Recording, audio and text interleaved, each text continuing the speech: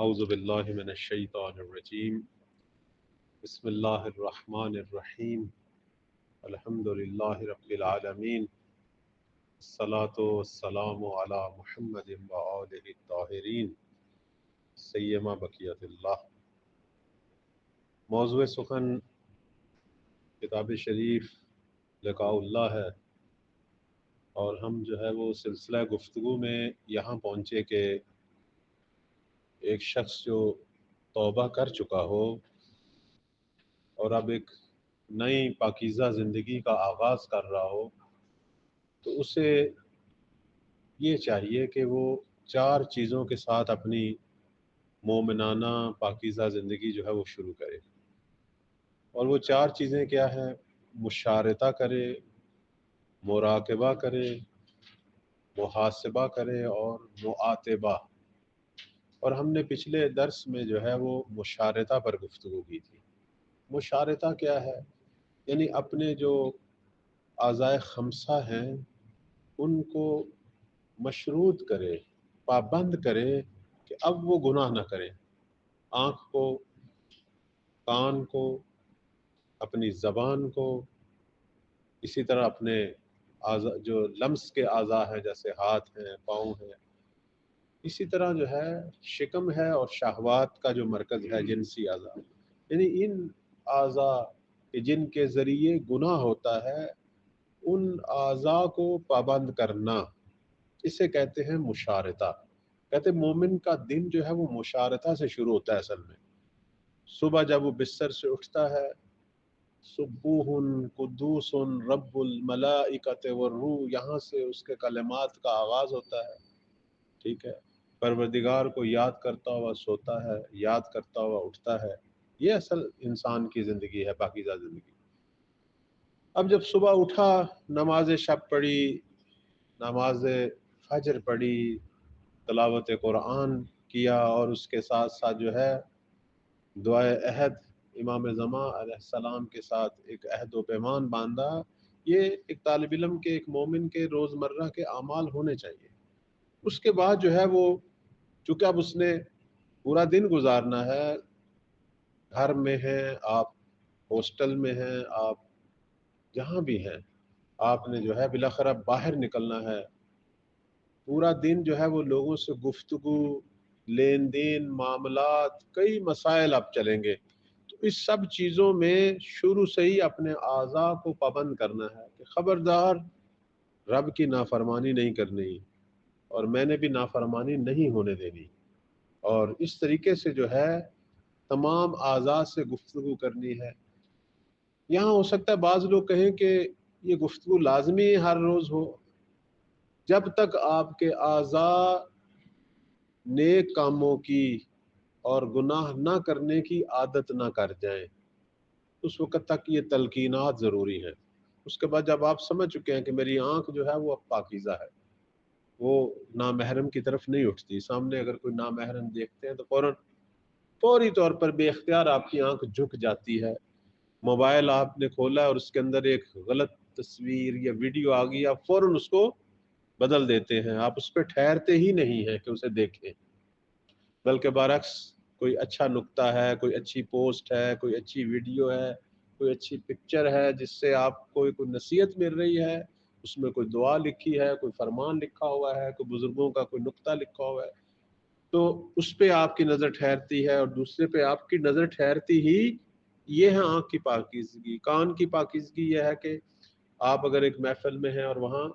غلط گفتگو ہو رہی ہے، غیبت ہو رہی ہے، یا غلط مزاح ہو رہا ہے، یا غلط جو بھی، یا آپ موبائل کھولتے ہیں اور وہاں کوئی ایسی چیز، کوئی سانگ ہے یا کوئی ایسی گفتگو ہے جو مناسب نہیں ہے، تو آپ کے کان اصل اس کو پسند نہیں کر رہے، آپ فوراً اس کو بدل رہے ہیں۔ یا آپ کی زبان جو ہے وہ کسی محفل میں بیٹھے ہیں، آپ کی زبان خود بخود عادت کر چکی ہے، نہ جھوٹ بولتی ہے، نہ تہمت، نہ غیبت، نہ کسی کے خلاف ایسا کوئی مزاح۔ اس لیے کہتے ہیں کہ یہ جو اولیاء لوگ ہیں یہ اکثر ساکت رہتے ہیں۔ کیوں ساکت رہتے ہیں؟ کیوں خاموش رہتے ہیں؟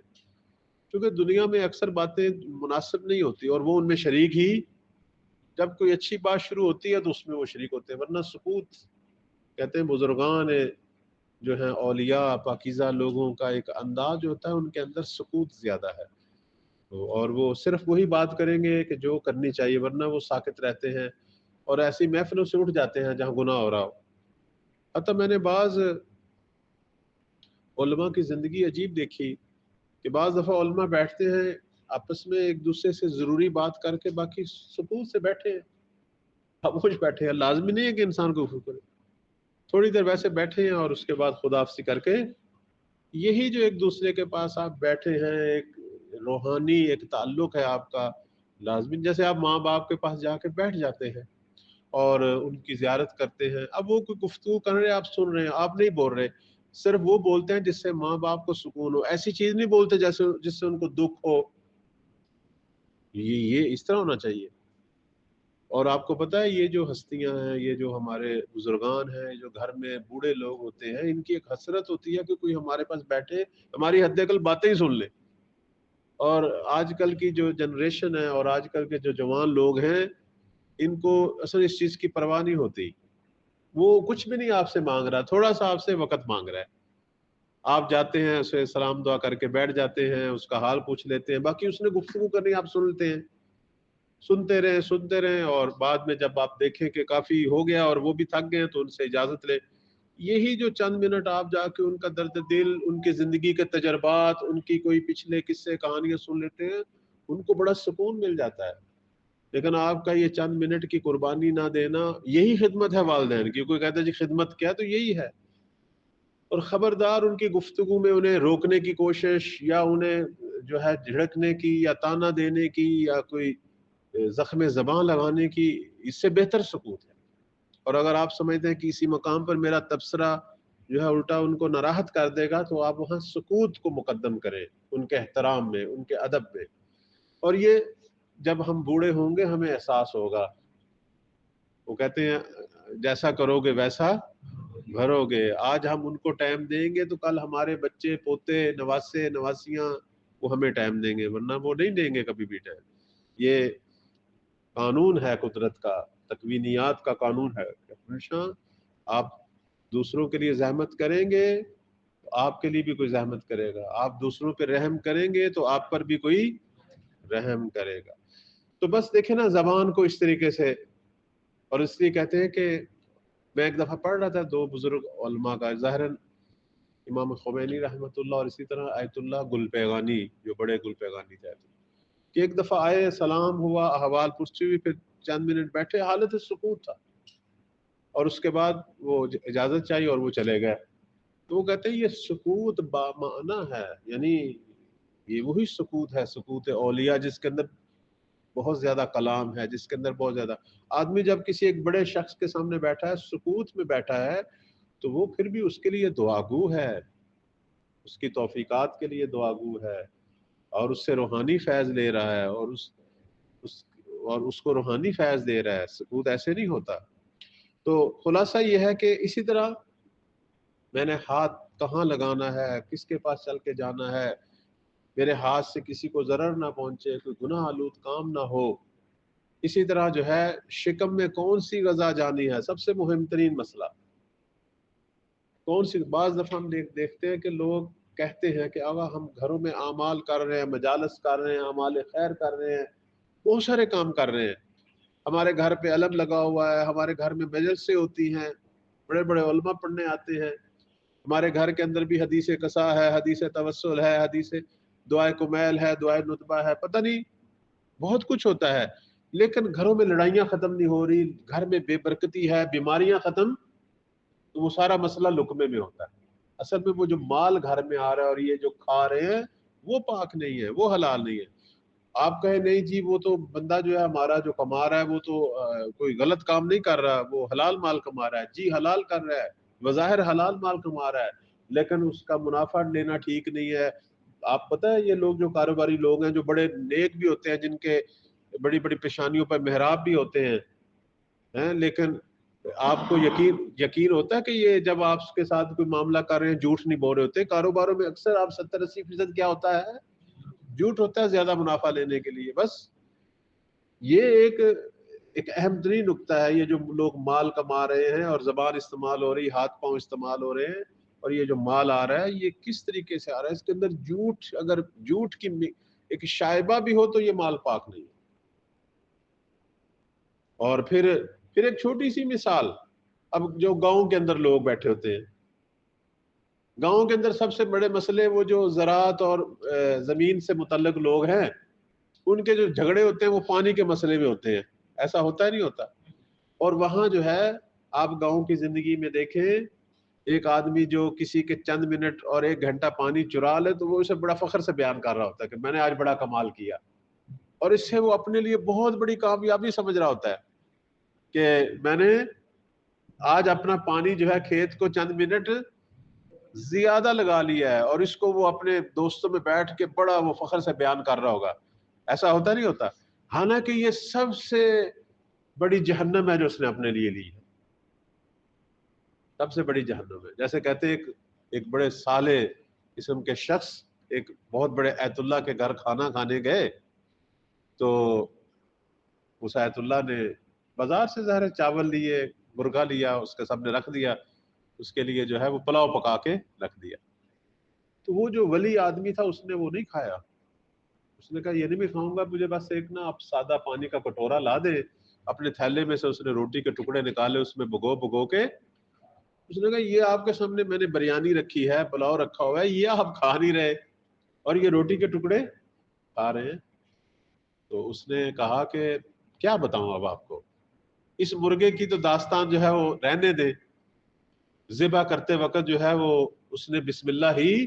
اور آپ کو پتہ ہے آج کل جتنے مرغے بازار میں آ رہے ہیں جو ذبح شدہ ہوتے ہیں یہ سارے مشینی کام ہے۔ بعض جو متدین کارخانے والے لوگ ہوتے ہیں انہوں نے وہاں ایک مولوی صاحب رکھے ہوتے ہیں جو مشین جب کاٹ رہی ہوتی نا گردن اس کی،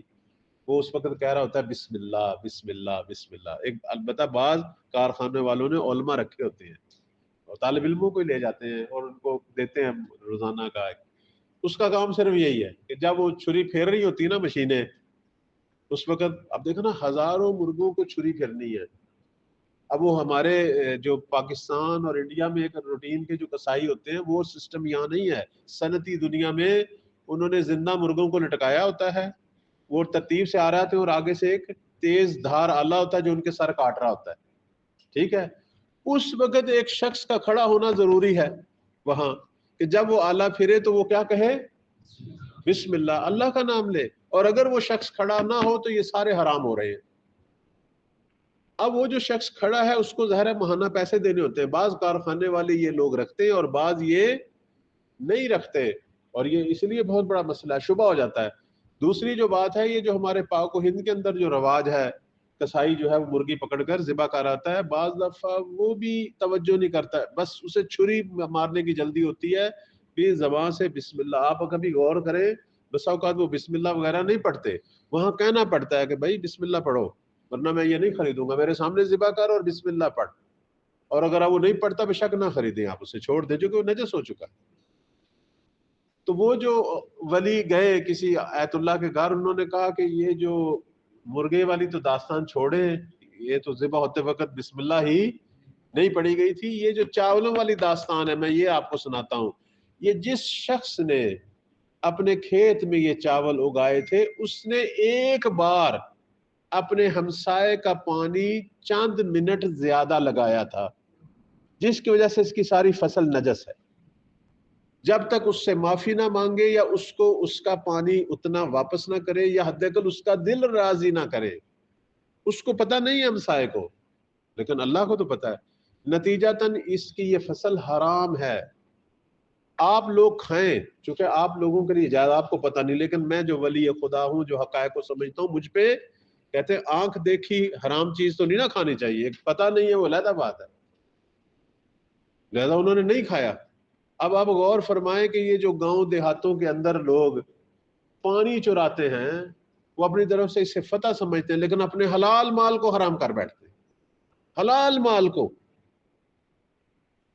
اس لیے ہم کہتے ہیں یہ مبلغین جو جاتے ہیں ماہ رمضان میں محرم میں خدا کے لیے اپنی تقریروں میں لوگوں کو بتائیں حلال و حرام، اصل لوگوں کو حلال و حرام کا نہیں پتا۔ مجھے یاد ہے میں نے یہی مسئلہ ایک گاؤں میں سنایا، تو لوگ بڑے حیران ہوئے، انہوں نے کہا ہم نے پہلی دفعہ یہ بات سنی۔ تو جس کا بھائی پانی چرایا اس سے معافی مانگو اور اس کو بتاؤ کہ میں نے پورے سال میں پچھلی زندگی میں تیرا بہت پانی چرایا ہے، لہذا معاف کر، اور اگر مجھ سے کچھ لینا ہے 40-50 ہزار 20 ہزار اس کو دو، راضی کرو، اس سے پہلے کہ اگلے معاملات جو ہے کام خراب، ورنہ یہ آپ کی فصل نجس، اس سے جو بیچیں گے اس میں اس کا حصہ ہے، جب تک اس کو اس کا حصہ نہیں دیا جائے گا۔ یہ چیزیں بیان کرنی چاہیے آبائی۔ اب دیکھنا یہ ہاتھ کے گناہ ہیں، بس ایک اس نے کئی مارنی تھی، پانی جو بھی اس کا 2 منٹ رہتا تھا، 5 منٹ رہتا تھا، 10 منٹ رہتا تھا، اس نے جلدی موڑ لیا اپنی طرف۔ یہ ہاتھ کے گناہوں میں سے ایک گناہ کہ جس کے آگے آثار کیا ہے، پورا کھیت جو ہے وہ حلال کھیت، حلال لہلاتی فصل حرام میں تبدیل ہو گئی۔ اس لیے کہتے ہیں مشارطہ کرے کہ پیٹ میں جو لقمہ جانا ہے وہ کون سا جانا ہے۔ اسی طرح جنسی معاملات ہیں، ہمارے ہاں ایک سب سے بڑا بحران وہ یہ ہے کہ ایک عالم دین کو اجازت نہیں دی جاتی کہ وہ منبر پر لوگوں کے جنسی مسائل میں رہنمائی کرے، اور اگر کوئی بندہ کرے تو اسے برا بلا کہا جاتا ہے، حالانکہ ان کے بچے بچیاں سب غلط چیزیں دنیا انٹرنیٹ اور موبائل میں دیکھ رہے ہیں، اور ایک دوسرے سے غلط فوش گفتگو کرتے ہیں، فوش چیزیں پڑھتے ہیں، وہ کوئی مسئلہ نہیں ہے، لیکن عالم دین اگر بیان کرے تو بدنام ہو جاتا ہے۔ اس وقت ہمارے بچے بچیوں اور جوانوں کو سب سے بڑے مسئلے جو ہیں یقین مانے وہ جنسی مسائل ہیں، لیکن ان کا کوئی رہنما نہیں، اور وہ بھی شرم سے کسی سے نہیں پوچھتے، اور وہ جن جگہوں سے وہ معلومات لے رہے ہیں وہ ساری بری جگہ ہیں جو ان کو غلط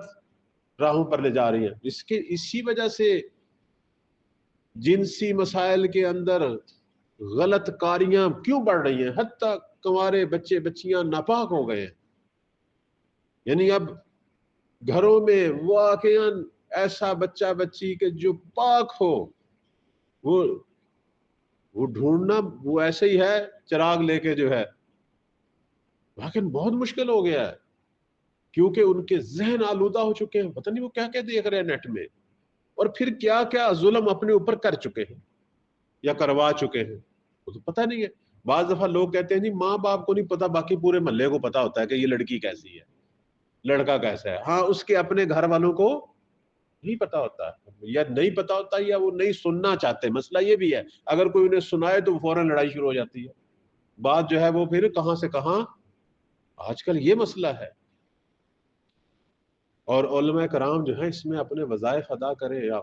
یہاں جو معلمات عالم سب کا وظیفہ ہے، آپ جہاں تبلیغ کے لیے جائیں وہاں بچے بچیوں کے ساتھ علیحدہ بیٹھک کریں، ان کے ساتھ نشست کریں، ان کے لیے رہنما بنے، ورنہ روز قیامت یہ مسئلہ ہے۔ حتیٰ آپ لوگ جو انٹرنیٹ پہ فعال ہیں اس مسائل میں ویڈیوز رکھیں، اپنے گروپس کے اندر یہ رہنمائی کریں، یہاں شرم کی بات نہیں ہے، آپ نے مسئلہ حق بیان کرنا ہے۔ خود ہماری توضیح مسائل میں احادیث میں جنسی مسائل کے حوالے سے مسائل بیان ہوئے ہیں، ائمہ کی رہنمائی بیان ہوئی ہے، اس میں اب کیا شرم کی بات ہے؟ بے شرم ترین چیزیں وہ دیکھ رہے ہیں اور بے شرموں سے ان کے رابطے ہیں اور بے شرمانہ کام کر رہے ہیں، اور ہم اگر شرم کی بات کرتے رہیں تو پھر کام سے کام خراب سے خراب ہو رہا ہے۔ مشارطہ، اپنے اعضائے جنسی کو بھی پابند کرنا ہے، اور بعنوان عالم دین آپ نے باقیوں کو بھی رہنمائی کرنی ہے۔ اس وقت سب سے بڑے مسائل جو ہیں، سب سے بڑا مسئلہ جو مجرد لوگوں کے اندر ہے، چاہے وہ بچیاں ہیں یا بچے، وہ اپنے ہاتھ سے اپنے آپ کو نقصان دے رہے ہیں، ہے یا نہیں ہے مجھے بتائیں؟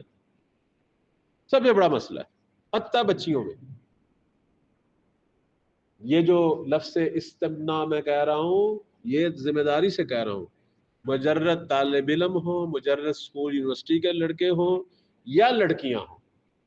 سب اس گناہ کے اندر، اکثریت ہمارے جوانوں کی جو زنا سے بچے ہوئے ہیں، لواط سے بچے ہوئے ہیں، غلط کاریوں سے، یعنی کسی دوسرے شخص کے ساتھ غلط کاری سے بچے ہیں، وہ خود اپنے ہاتھ سے اپنے آپ کو جو ہے وہ تباہ کر رہے ہیں، اپنی آئندہ حتی ازدواجی زندگی کو تباہ کر رہے ہیں۔ اور جب ان لوگوں کی شادی ہوتی ہے اس وقت یہ کئی مسائل کا شکار ہو چکے تھے، اور بہت ساری طلاقوں کی وجہ یہ ہوتی ہے کہ آگے جو ہے لڑکی یا لڑکا جو ہے وہ جنسی ازدواجی اسودگی جو حاصل ہونی چاہیے تھی وہ نہیں ہو رہی، اور یہ وجہ ان کے جھگڑوں اور طلاق تک جو ہے وہ پہنچ رہی ہے، یا اس خاتون کو یا اس مرد کو جو غلط عادتیں پڑی ہوئی ہیں وہ اس ازدواجی زندگی کی وجہ سے ختم نہیں ہو رہی، بلکہ وہ اللہ نے جو کام حلال کیا تھا وہ نہیں کر رہے، اس کے باوجود وہ حرام کام کر رہے ہیں، چونکہ وہ عادتیں پختہ ہو چکی ہیں۔ اس وقت ہمارے پاس بعض دفعہ ایسے مسائل آتے ہیں شادی شدہ اور لوگوں کے، اور ان کی طلاقوں کی وجوہات جب ہم سمجھتے ہیں تو انسان بس استغفار ہی کرتا ہے، اور کیا کرے۔ اغیون یہ درس اخلاق کے نکات ہیں، یہ واقعاً ہم بعنوان مبلغ یا وہ خواتین جو مبلغہ ہیں، خدا کے لیے اپنی مجالس کو صرف چند فضائل اور مصائب پہ ختم کر کے یہ نہ سمجھے آپ نے آل محمد کی خدمت کر لی اور دین کی خدمت کر لی ہے۔ یقین مانے آل محمد کی اگر خدمت کرنی ہے، لوگوں کو حلال و حرام بیان کرے، اگر دین کی خدمت کرنی ہے حلال و حرام بیان کرے، اگر خدا کی بارگاہ میں ایک عالم دین یا عالمان سرخرو ہونا ہے، لوگوں کے لیے حلال حرام بیان کرے، ہر چیز میں، حتیٰ جنسی مسائل میں، حتیٰ کھانے پینے کے مسائل میں۔ ہمارے لوگ بسا اوقات ممبر پر نماز کی بات کرتے ہیں اور آگے سے مجمع بھی نماز کے فضائل سننے کے لیے بیٹھا ہوتا ہے یا نہیں ہوتا؟ توحید پہ جی گفتگو کریں، نماز پہ گفتگو کریں، ہمیں ایسی دعائیں بتائیں، ایسا ذکر بتائیں، مجرب اعمال بتائیں، ہمارا رزق بڑھ جائے، گھر سے پریشانیاں دور ہو جائیں۔ یہ چیزیں سننے کے لیے بیبیاں تیار بیٹھی ہوتی ہیں، اور ہمارے جو آگے سے آغایان جو علماء سے جو سننے کے لیے مومنین ہیں بیٹھے ہوتے ہیں، جی ہاں جی کوئی رزق میں برکت ہو بتائیں جی کوئی۔ لیکن اگر آپ ان کے سامنے بازار کے معاملات میں حلال و حرام شروع کریں گے بیان کرنا، ان کے چہرے بدلنے شروع ہو جائیں گے۔ اور انہی بیویوں کو اگر سکھائیں گے کہ اپنی زبان کو کنٹرول کر کے رکھیں، جن کی وجہ سے سب سے زیادہ لڑائیاں گھروں میں ہو رہی ہیں، ہاں یہی بیویاں آپ سے ناراض ہو کے کہیں گی اس عالم دین کو ہم نے نہیں سننا۔ وہ دکاندار آپ کی گفتگو کے درمیان اٹھ کے چلنا شروع ہو جائیں گے جب آپ ان کو بازار کا حلال و حرام بتائیں گے، لین دین میں حلال و کسان جو ہے جب آپ پانی کا مسئلہ بیان کریں گے حلال و حرام، وہ اٹھ کے چلا جائے گا۔ ہاں ہے، کیوں نہیں ہے، وہ چلا جائے۔ کل قیامت والے دن وہ یہ نہیں کہہ سکتا کہ ہمیں کوئی بتانے والا نہیں آیا تھا، اس پہ حجت تمام ہو چکی ہے۔ یہ جو چار بیٹھے ہوئے ہیں ان کو سناؤ، ان کو سناؤ، ہو سکتا ہے یہ آج یہ 4، کل 8، کل 20، جیسے وہ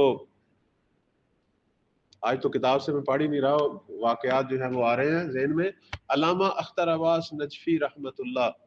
کے بارے میں بیان کرتے ہیں، انہوں نے 40 سال ایک جگہ پہ جو ہے وہ محرم پڑھا، اور قبلہ صاحب کے ساتھ چونکہ ہماری بھی بہت محبت تھی، آشنائی تھی، تو وہ فرمایا کرتے تھے میں جب پہلی دفعہ گیا تو وہاں صرف ایک بندہ بیٹھا ہوا تھا، وہ دور دور تک جو ہے چٹائی بچھی ہوئی ہے، اسپیکر لگے ہوئے ہیں، ایک بندہ بیٹھا ہوا ہے، یعنی ایک تو اسپیکر والا بیٹھا ہوا ہے اور ایک سامنے بیٹھا ہوا ہے، اور کوئی بندہ ہی نہیں۔ میں نے پوچھا بھئی مجمع کب آئے گا؟ انہوں نے کہا آپ شروع کریں، ٹائم ہو چکا ہے، چونکہ اس کے بعد پھر ذاکر صاحب کا بھی ٹائم ہے۔ تو لوگ کہاں ہیں؟ انہوں نے کہا یہ سارے لوگ ذاکروں کو سننے والے لوگ ہیں، یہاں کبھی کوئی عالم دین، تو میں بانی ہوں، آپ خطیب ہیں، بس شروع کریں۔ تو کہتے میں نے پہلا محرم صرف اسی کو سنایا، بانی کو اور وہ اسپیکر والے کو، درمیان میں کبھی کوئی ایک آدھا آدمی آ جاتا تھا، بیٹھ کے پھر چلا جاتا تھا۔ جب دوسرے سال گئے تو 4-5 بیٹھے ہوئے تھے، وہ جو میرے اسپیکر پر گفتگو تھی اس نے کوئی چند دلوں پہ اثر کیا۔ پھر اگلی دفعہ گئے تو 10-12 ہو گئے۔ 40 سال کے بعد اس جگہ کی حالت یہ تھی، مجھے ایک مومن بتا رہے تھے کہ میں ان کی قبلہ کی سیالکوٹ مجلس سننے گیا تو وہ پنڈال بھرا ہوا تھا، اس کے گرد جو گلیاں تھی وہ بھری ہوئی تھی، باہر سڑکوں پہ لوگ گاڑیوں میں بیٹھے، جگہ جگہ پہ سکرینیں وہ سپیکر لگے ہوئے تھے، لوگ یعنی اتنی دور دور تک کلومیٹروں تک مجمع تھا۔ ہمت نہیں ہارنی چاہیے، تبلیغ کرنی چاہیے، آپ کو سننے والے لوگ پیدا ہو جائیں گے، انہی لوگوں میں سے پیدا ہو جائیں گے دور دور تک۔ اور کہتا تھا میں حیران اس بات پہ تھا کہ کلومیٹروں تک مجمع ہے اور قبلہ صاحب حیض کے مسائل بیان کر رہے تھے ممبر پر۔ آپ تعجب نہیں کریں گے، حیض کے مسائل۔ کہتا میں حیران ہے کہ مجمع اتنے غور سے سن رہا ہے، مسائل حیض کے بیان کہہ رہے تھے۔ یہ آپ کی خواتین کے مسائل ہیں، اور یہ آپ نہ شوہر بتاتے ہیں، نہ بچے بتاتے ہیں، نہ یہ کسی عالم سے سنتی ہے، میں اپنا وظیفہ سمجھتا ہوں آج میں اپنی مجلس میں حیض کے مسائل بیان کروں گا، پورا حیض کا مسئلہ، اور اتنے بہترین انداز سے لوگ سن رہے، اور لوگ خود کہہ رہے تھے کہ اصل چیزیں یہی ہے سننے کی، اگر ہمارے حلال حرام یہی ہیں۔ دیکھیں نا، انسان اگر چاہے ذہن بنا سکتا ہے، اللہ نے پاور دیا، بیان ہونا چاہیے. ہاں قبلہ صاحب مصاحب بھی بہت عمدہ پڑھتے تھے، آپ بے شک ان کی مجالس سنیں، درمیان میں کوئی اچھے اچھے جملے کہتے تھے، ہوتے تھے اخلاقی جملے، لیکن مجمع جو ہے وہ گلزار ہو جاتا تھا. وہ ان کا ایک بیان تھا، اپنے بیان کو بڑھائیں، بے شک خوش ترین گفتگو کریں، لیکن گفتگو کریں جو ان کے لیے ضروری ہو،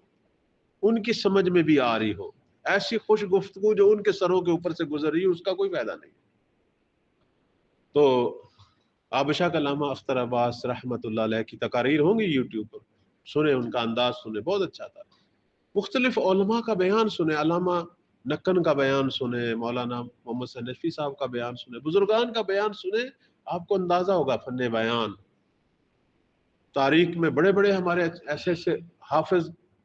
گزرے ہیں، حافظ کفیت مرحوم، ان کا بیان. ایک ادھر بہاولپور والی سائڈ کے بہت بڑے عالم دین گزرے، ذہن سے میرے نام نکل گیا ان کا، بہت بڑی شخصیت تھی، ابھی نام نہیں ذہن میں آ رہا جی، کسی کے ذہن میں آ رہا ہو. یہ جنوبی پنجاب کے ایک بہت بڑے عالم گزرے ہیں، اکثر ان کی تقاریر کا حوالہ بھی دیتے ہیں. حسین بخش جاڑا صاحب کے علاوہ مرحوم کے،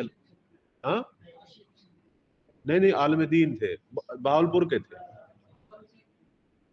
بہاولپور کی شخصیت تھی. چلے نہیں یہ تو یہ بھی ٹھیک، چلے کبھی ذہن میں نام آئے گا، ابھی ذہن میں نام نہیں آ رہا جی. نہیں ایک عالم جن پر لوگوں نے اعتراض کیا، انہوں نے کہا نعرہ نہ لگاؤ مسجد کے اندر، مسجد کی بے ادبی ہوتی ہے. ہاں نہیں حافظ صاحب بھی تھے. ہاں